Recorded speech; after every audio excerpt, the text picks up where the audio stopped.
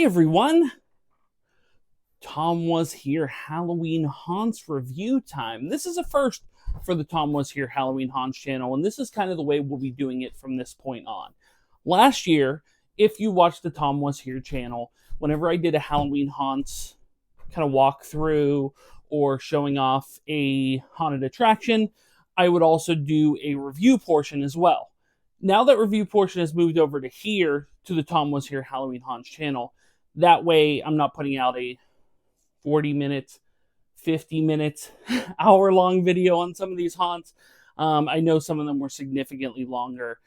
So if you're covering just the haunt and kind of like a quick overview, it's an experience versus doing a full-blown review, it will be a smaller video. And then if you really want the review, you can come over here to the TomWasHere Halloween Haunts channel to kind of hear my thoughts on it in detail. Now, the first one we did, opening night of Phantom Fall Fest for the 2023 season at Kennywood Park. We have done this for 6 years now. So this is our 6th year of doing this. And we'll start off with the pricing. The regular price to go to Phantom Fall Fest at Kennywood Park is $74.99. I would strongly advise against paying that price. They're usually are offering discounted ticket rates online, but if it's something where you find yourself at the gate and they're like $74.99, I would remove myself from the gate, attempt to buy the tickets online or through some other discounted rate, if at all possible, because $74.99 for this experience to me is not worth it. I know at Cedar Point, they are charging like $99 at the gate, but the discounted ticket price is like around $50, $56, something like that. And in Hershey Park, I think they're charging at the gate for their haunted experience like $64.99, but they're offering discounted rates as well. So Hershey comes in less than Kennywood, but I believe more rides are open at Hershey. In fact, I think almost all the rides are open at Hershey, but somebody can correct me if I'm wrong. Anywho, you're not getting the full Kennywood Park experience with this admission. You are getting 5 haunted houses and, in theory, 4 scare zones, and I'll get to that in a minute. But you, was it 5 haunted houses or 6 haunted houses? They said it was 10 total, and I'm trying to remember the logistics of that. But anywho, yeah, either way, $74.99, very expensive. Now, they were offering flash sale tickets for as low as $29.99. That kind of falls in line with other haunts in and around the Pittsburgh area. And also, you get the added element of it being an amusement park. Now, I do not go to Phantom Fall Fest, Phantom Fright Nights for the rides. In fact, in the 6 years I've done this, I don't think I've ever been on one ride during that experience, if I remember correctly. I don't believe so. I go there for the haunt experience. So if you're getting in for $29.99, I know you could bring a friend for $19.99, or it's included with your season pass, then it's a solid value. But paying that full boat, definitely not. So, now we are grading this one on a curve tonight. Kennywood did have an electrical fire underground, and it caused a portion of the park to be without power. So Lost Kennywood, of which the Hellbilly Hollow is in, as well as the Lost Kennywood rides, were completely shut down for this opening night Friday. Also closed was the Voodoo Bayou, which is the outdoor walkthrough through the Raging Rapids. It was also closed. So my rating of haunted houses and scare zones is kind of on a curve, because I didn't get through all the haunted houses and I didn't get through all the scare zones. But when it comes to scare zones, I will say this. The opening, or the welcoming, or whatever it's called, generally the tunnel is filled with smoke. It's filled with smoke. It's kind of disorienting to go in there. And there's generally a lot of, I will say the first time I walked through that back in 2017, I don't know what they did, but they had this loud like smack on the wall that almost had me drop my phone. I was filming with my phone and I almost dropped it because I wasn't, expecting it, because it was so disorienting with all the smoke. That did not happen this time around for 2023. I came in about a little after 6:30, and the tunnel wasn't really filled with smoke. There were a few characters in there. Had some fun interactions with those characters, but it was not something where it was disorienting or people were kind of coming out of like the fog. because Kennywood does churn out those fog machines. They churn them out to their credit. But this one I could see all the way to the end, so it limited the experience. And then, when my friend showed up, and he showed up kind of closer to like the 7:30 mark, I went to the tunnel waiting for him because I knew he was coming in. And the tunnel was a lot more filled with smoke. I think there were more scare actors in there. There was definitely some younger kids being scared. You could kind of hear like the screams coming out of there. So there's a little bit more excitement than when I walked in. But that is kind of my point of contention with making your opening tunnel considered a scare zone. I don't consider it a scare zone because when we left for that evening, and we left a little after 11, to be fair, there was no departing. There was no smoke, no fog, no characters, no anything. Like, it was closed. I assume maybe they pulled them out right prior to 11 or maybe right at 11. So that's somewhat understandable. But when we're ranking scare zones, of which I will rank them here, I will put the welcoming / departing as the very last.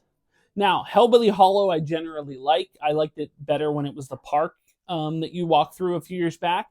But I didn't walk through that one in 2023, so I can't properly review it here, so that one is off the list. But even so, I knew it would rank higher than, the welcoming departing, because it's not... A scare zone is something that's kind of there all night, that if you want to just jump in for some scares, you can do that. With the welcoming departing, I've noticed, at least in years past, and I honestly did not check it this year, whether the character stayed in the tunnel the entire time. Generally, they do roam around. I did notice a zombie character who was at the opening later in Kennyville Cemetery. So I'm guessing those characters are moved or reassigned to other places, and they don't stay there the whole night. Therefore, that doesn't really make it a scare zone if it's not there the whole night, in my opinion. Your opinion may differ. The next one I would put, since there's now only 3 to judge, the next one I will put on that list is, I believe, Fear Fest. It's the clown section. Now, the clowns I usually have a great fun time with.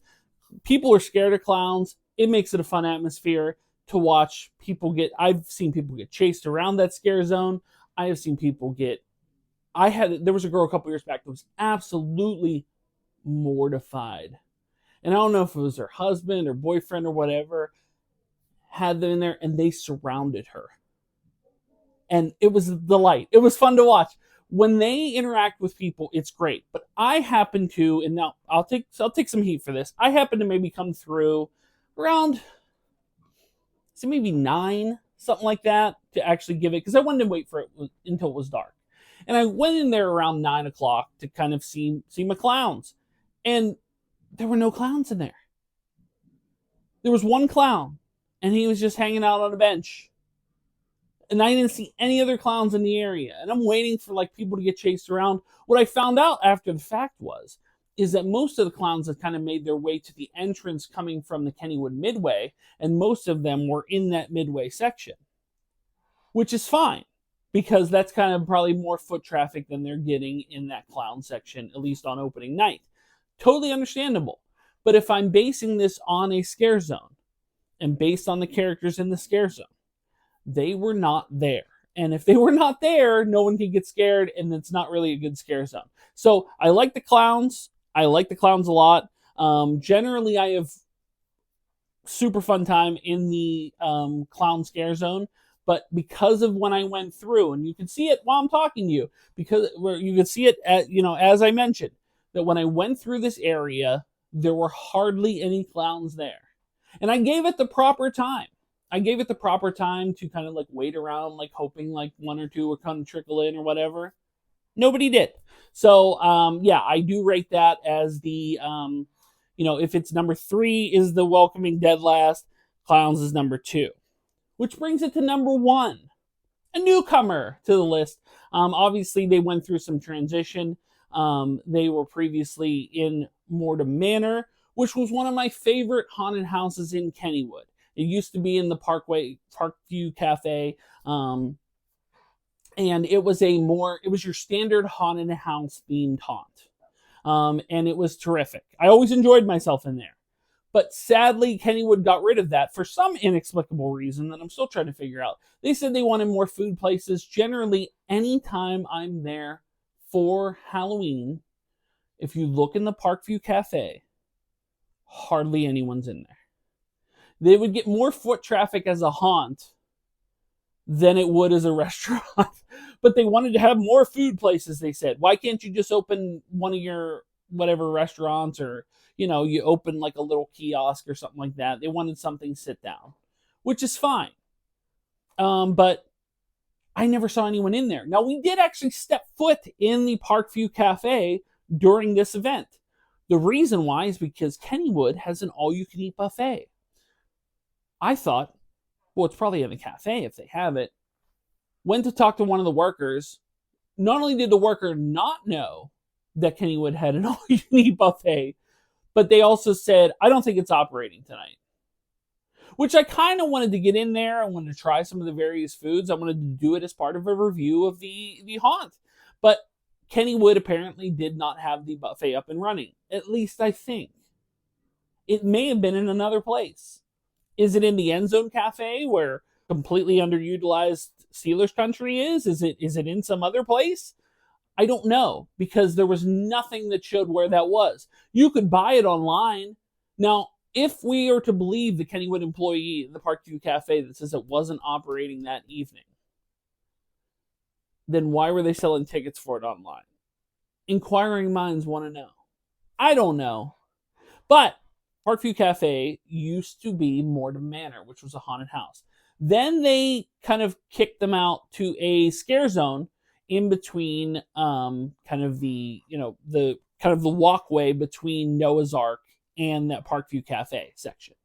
Now, last year, or a couple years ago, they had the brilliant idea of, and I'll give them credit for this, that they had been kicked out of their house and they were doing an estate sale, and that was the scare zone. And it was really good. I had a good time there.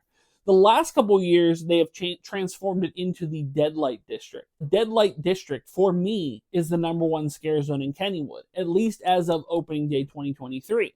And my apologies to the Denzians of Hellbilly Hollow if they didn't get a chance to play on Friday. But in this circumstance, on Friday, Deadlight District won the round because it is a fun little section. The idea of it is a seedy, sketchy city street. And when I mean sketchy, I mean Kennywood has put in, and I don't know if this was the idea of the characters or Kenny, I don't know whose idea it was, but I'll give credit where credit is due. They have a pimp, they have a prostitute that are roaming the Deadlight District, as any sketchy city street should. They had people there that were certain other sketchy people that were there that you do not want to run into in a dark alley. And that's kind of the experience that you're getting into there. Now, there are some things there that don't necessarily match the theming. Like there is a guy that it's in the wall where he almost looked like just like a head, and he like climbed out of the wall, and there's some things behind him where he's almost like posted up like a vendor, but then he's got like body parts and stuff behind him. It doesn't necessarily match the essence of a sketchy city street, but at the same time was also a pretty cool thing for him to rise up from almost looking like just like a cut off head to then coming out there. The characters in there are fun, they're animated, even when they don't necessarily hit the theming, they're spirited, let's put it that way. The lady that's playing the Lady of the Night, for lack of a better term, came up with some very some risque jokes, which I appreciated, that kind of tied in with her character. And, that's great. That's fun. That's a fun atmosphere. So all you want to be in a situation where the scare zone not only has proper scares, but they also going to give you that vibe of that you're actually in the experience you're actually in. Like I said, the clowns normally do a great job with this. But the clowns were not available. They were all in the midway. Deadlight District wins this round. Also, I noticed more people running full speed through Deadlight District than any other scare zone in Kennywood. So kudos to that crew for doing that. I thought they did a great job, and they were my winner for the night. Now, as for haunted houses, I have to say I did not get to every one.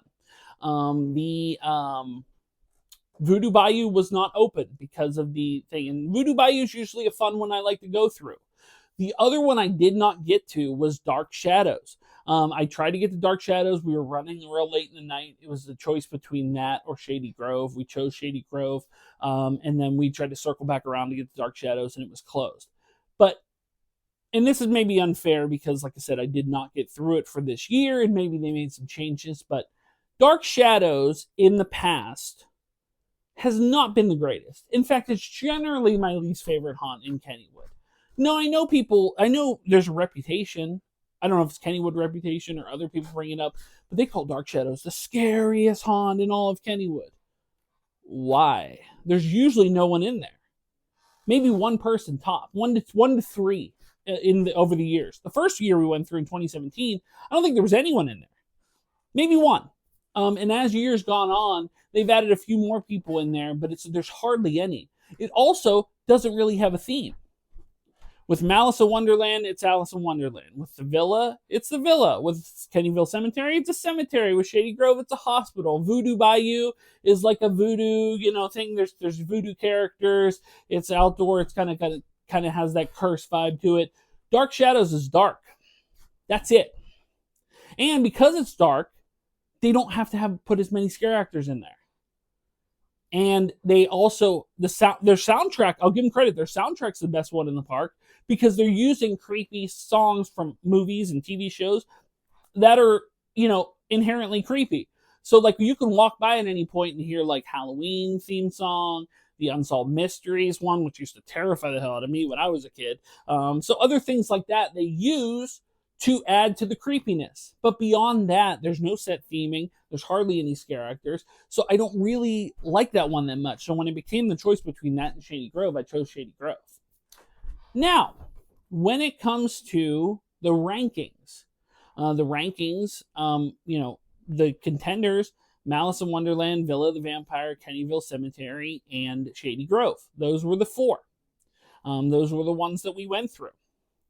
And I would put number 4 as Villa of the Vampire.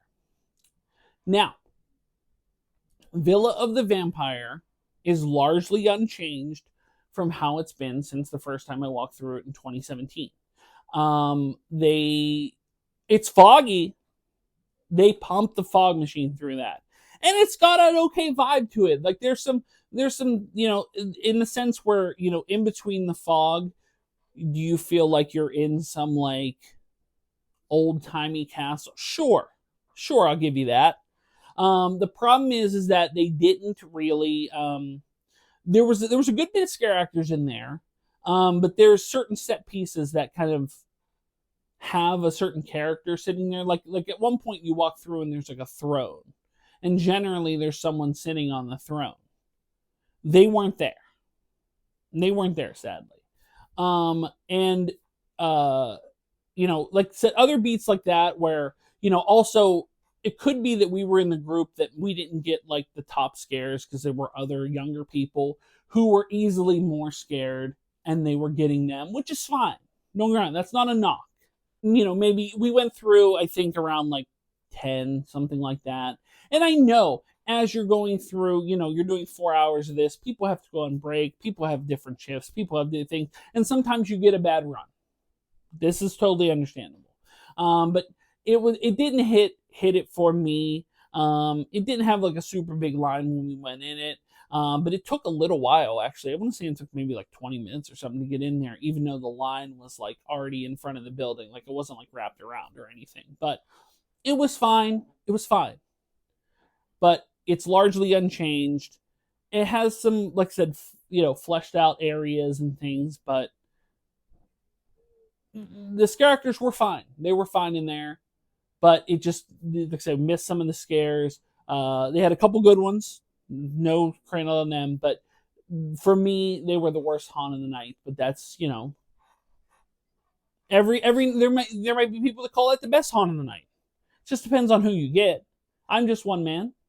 But that one I would say was the worst one for me. Now, number 3 is Kennyville Cemetery. Now, Kennyville Cemetery is largely unchanged from how it's been in 2017. You kind of go through the same beats. They may have made a few, slight changes here or there. But Kennyville Cemetery has some great elements going for it.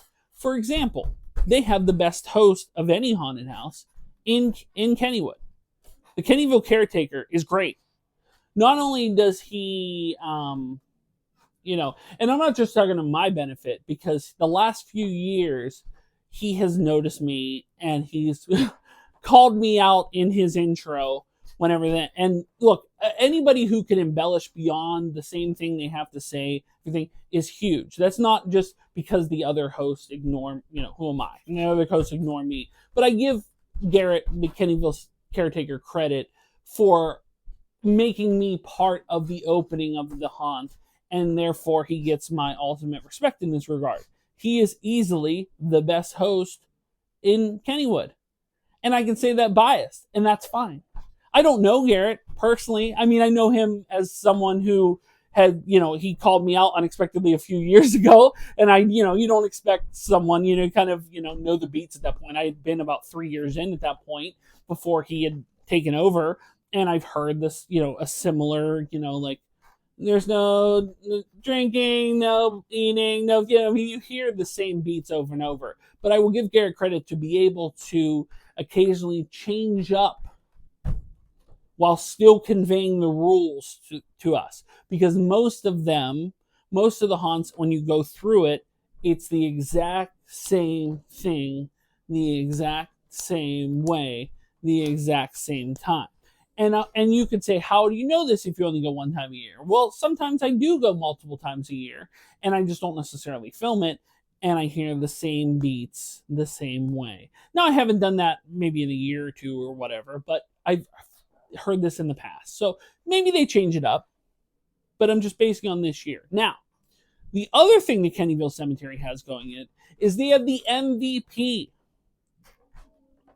of haunted house scare actors, the MVP of Kennywood. And it's the person in the water.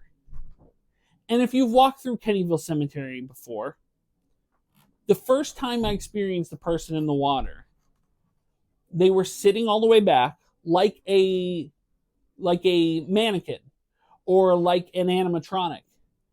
And then suddenly they started walking through the water towards me. And I was kind of looking away, kind of, through. And then you realize there's somebody walking towards you in the water. And then you realize they're walking through water when it's cold, sometimes freezing cold. And I wonder, because I've never really been to Kennywood Phantom Fall Fest on a blistering cold day. I assume they can't have them in the water on like a blistering cold day, because some of the haunt days get pretty freezing cold. I went to one a few years back, in like a mid-October, and man, it was on a farm, and it was, oh my God, it was blistering cold. I can't imagine they have them in the water for a day like that. But either way, it was a fairly chilly night. It was something like 60 degrees or whatever. Maybe they heat that water. I'm guessing they don't. So as much as the other scare actors in the other haunted houses do a great job, they aren't holding a candle to someone that's sacrificing their body that way. And I don't care if they give them like rain boots or slickers or whatever. That can get cold. That can get real cold and fast. Unless there's a secret. If there's a secret I don't know, please let me know.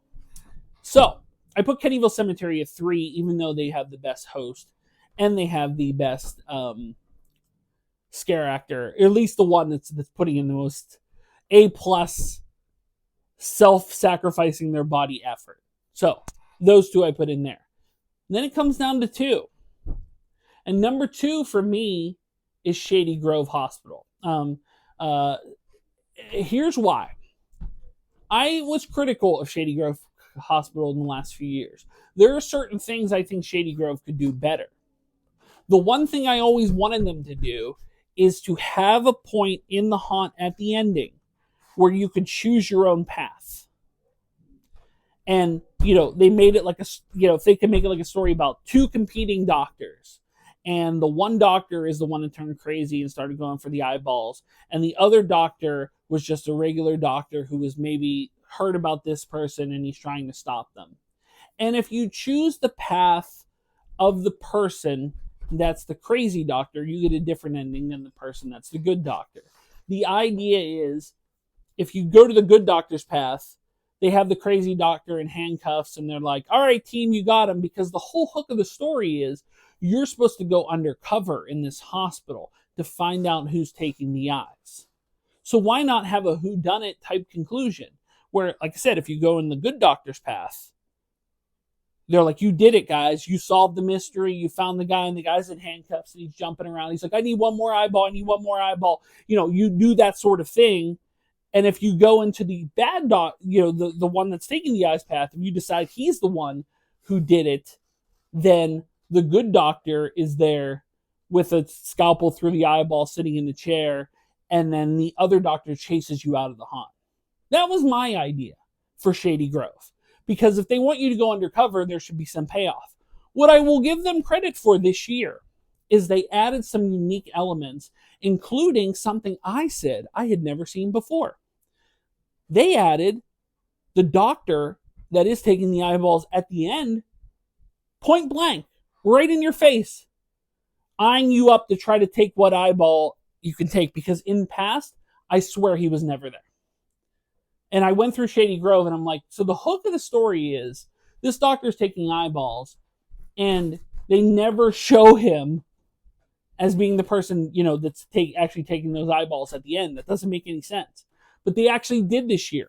They also added some unique elements of having hospital noises where like alarms went off, or you'd hear like pages over the announcement, like code black and, code red and this, which if you've ever been to a hospital is more on brand.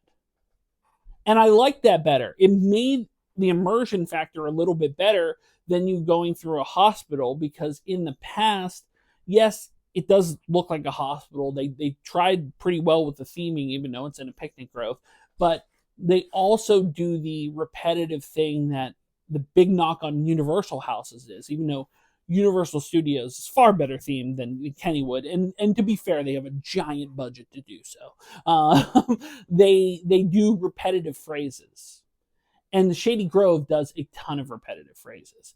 They do them almost constantly. It's like, have you seen my eye? Give my eye back. My eye thing. It's constant. So that's the knock I have on Shady Grove, is that they're not giving their actors any ability to embellish any of these lines a little bit. They're kind of doing the same eye stuff that they, beyond, I think like the host gets a little bit of flexibility, but the regular actors in there don't. So, but Shady Grove, for me, was much improved from previous years in the fact that they actually showed the person that was taking the eyes, in the fact that I think they added some elements as well. I don't remember maybe an elevator being there, but that could be just my memory. I'm getting a little older now. But like I said, I enjoyed it. It felt a little bit longer than in years past. And I said I appreciate some of the detail they put in it this time around. I still want the whodunit ending. That could be my weird thing. But that's why I put Shady Grove at 2. Which leaves number 1. The much improved Malice in Wonderland Unleashed, or whatever it is called now. The downside out of the gate for Malice in Wonderland is that line took an hour. We got into it a little after 7:30, and after going through it and getting in line, getting in there, going through it and coming out, I think it was like 8:45. So it got dark. I missed out on other scare zones and stuff like that I would like to have gone through earlier. But beyond that, the big thing going for Malice in Wonderland is they are not charging $15 more for it now. Because even much new and improved that it is, it's not worth $15 more. But having said that, it's a lot more fleshed out than last year. It's a lot longer than last year. It's a lot more fun than last year. These scare actors are in abundance. Obviously, it's their newest haunt, so they have quite a few scare actors in there. Probably competing with Shady Grove in terms of the volume, the number of volume of scare actors. They might have slightly more in Malice, but I didn't do a count to confirm that. I also didn't do a time frame check to see how long it actually was and if it really was double the length of last year. I remember being so short last year. And, you know, it was still an hour-long wait, but this at least had some substance to it. It had some meat to bite into. The only gripe that I think is that I remember last year they had like a Queen of Hearts and she was sitting in a throne and she was kind of like beckoning down to you. This time they had a lady there that was willing to cut off your head, but I couldn't tell if she was the queen. She wasn't sitting in a throne. She was just standing there, you know, doing the kind of you know, kind of saying that she would, but I couldn't tell if that was the queen or not. And I could be wrong. That could be my weird thing. But Malice in Wonderland, they're not charging $15 for, and it's way longer. It's way better. The line is way longer, though. That's the only knock on it. But I would say, at least based on our experience that evening, that Malice in Wonderland was the best haunt of the night. Because they had some innovative scares. They had things that weren't the standard drop wall, boo, that a lot of the other haunts in Kennywood kind of do. You know, it's also the only one they have offloaded to another company to create in that regard. But the drop wall, boo thing, to be fair, most other Kennywood haunts beyond, I think, Voodoo Bayou have that.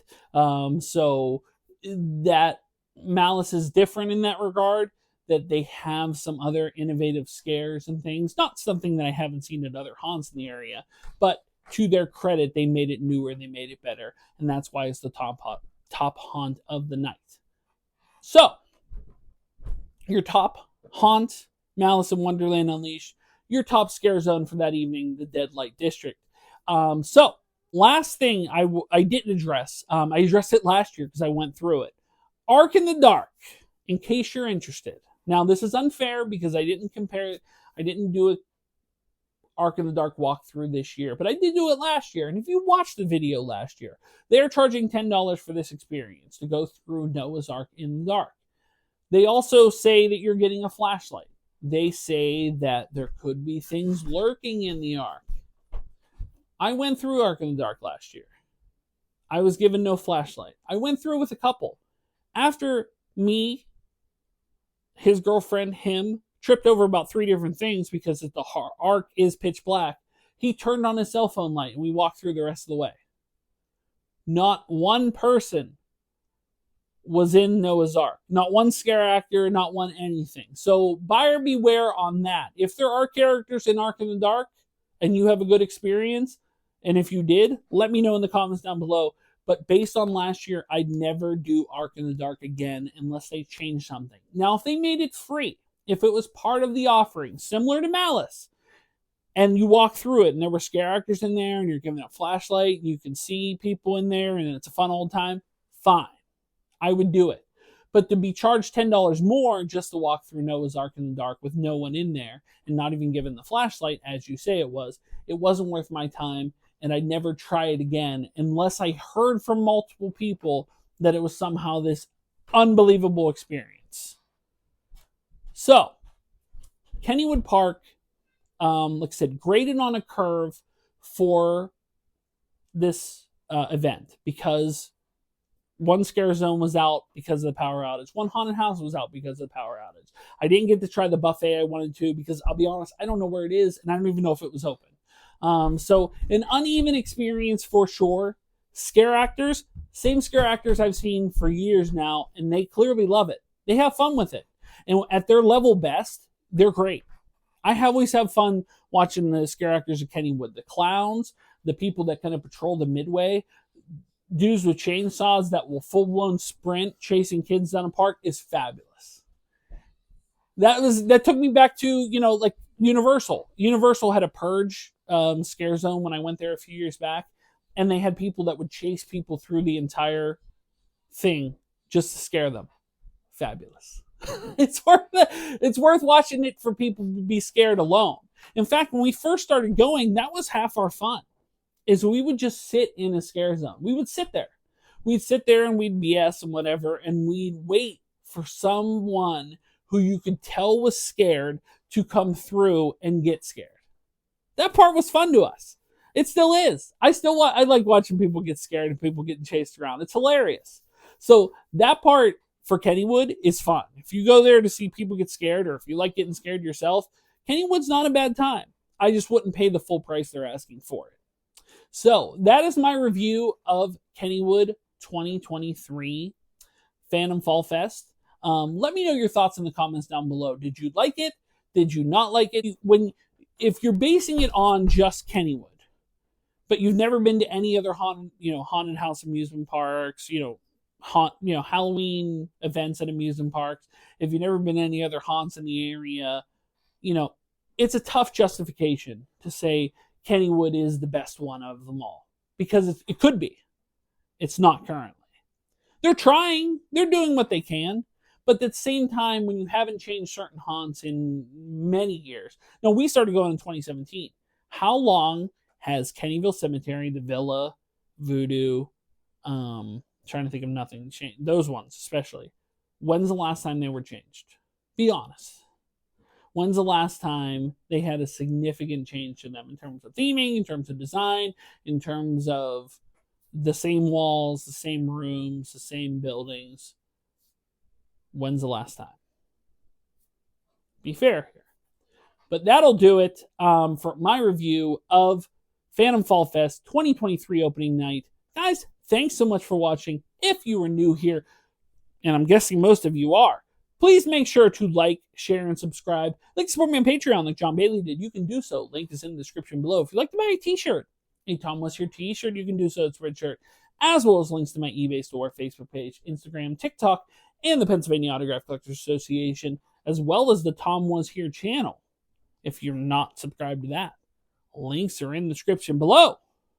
And I'll be back next week with another review of another haunt. To be determined as to what that will be. I have it in mind, but I don't want to say for sure and then have it be something else because of reasons. So, guys, thanks so much for watching. And until the next review, I will see you soon. And thanks so much for visiting the TomWasHere Halloween Haunts channel. Bye, everyone.